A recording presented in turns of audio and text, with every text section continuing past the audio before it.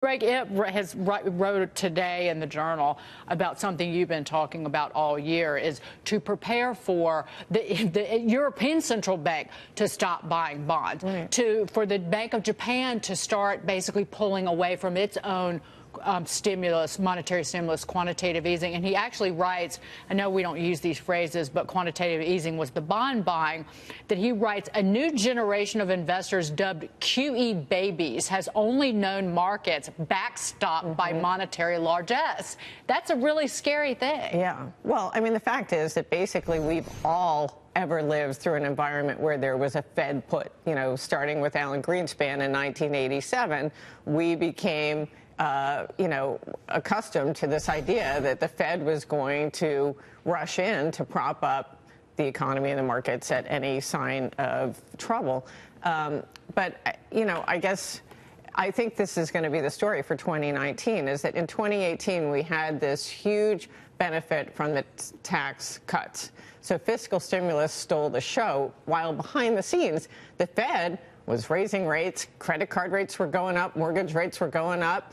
And they were taking money out of the banking system, draining reserves. Creating a bigger need for fiscal stimulus. Right. So the fiscal stimulus offset that. But when we come into January 1, all of that changes. And I think monetary policy will step into the spotlight, both here and around the globe, in terms of, what Dagan's talking about. You've got an end to quantitative easing, which is still taking place offshore. Do all these countries, because we all have this similar problem with these major economies, do we have to stop relying on central banks to do the heavy lifting of controlling the boom and bust cycle? And the problem is, now they're raising rates, it actually raises our borrowing costs significantly, because all these countries that are in debt, in Italy, should they be using taxes to control booms and busts, because it would actually raise revenue to slow inflation, by the way, as opposed to creating more debt, which is what higher rates do. Before Jay Powell, even before Janet Yellen, one Federal Reserve chief after another,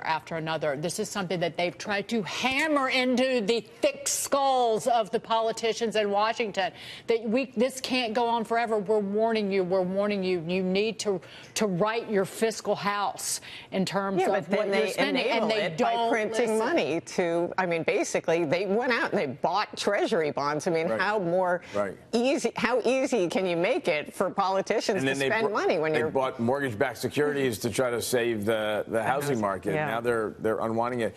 Can we just go back to inflation for a second? Because all of the central bankers are focused on inflation, and has the market just gotten efficient enough that inflation just isn't to worry, and they need to just scrap the playbook and develop something new?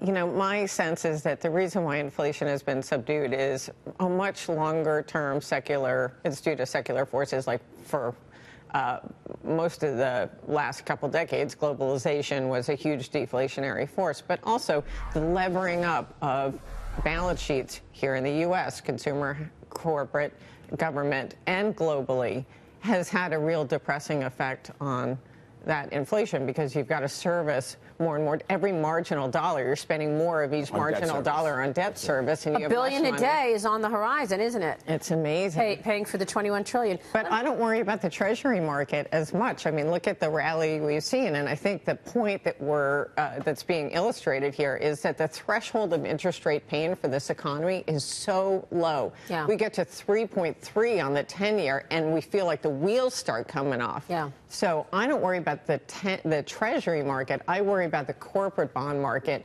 where you're going to see spreads blow out as people reprice risk in this environment. But I want to ask you about the impact on the stock market, because you've been talking about and suggesting we're going to see a slowdown in the economy for some time now. Right. And you've also been suggesting we will see a big stock market sell-off. Yes. We're seeing it. Here we are. You're right. It's down 20% from the highs. In many cases, many indices and stocks in bear market territory. Right. How much further are you expecting a decline, or have we seen it? I think we're just getting started, because, my sense is that what's driving this decline is the change in estimates, forward earnings estimates for next year. We started this year, I had this chart of forward earnings estimates for 2019, and for the entire year, they were at 12% for 2019. and they just were like a straight line. I've never seen anything like it. And then all of a sudden they started to come down in the last month. And I think that's why the stock market is starting to, get a little antsy, because it's worrying about, what's going to be the propeller of growth next year, absent the tax cut stimulus and the Fed. How about growth? How about growth, Stephanie? But it's peaked. You tell me something, what have you done for me lately? We saw 4%.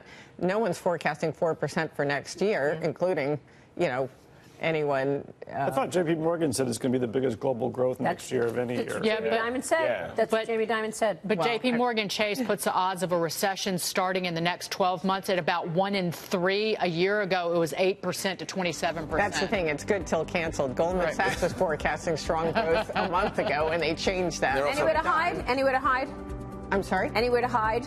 Gold. In this and treasuries. Gold. Treasuries. You looked at the 10-year bear market. I've got some dirt to sell you. How about that bridge? Famous last words. Good to see you, Stephanie Pomboy.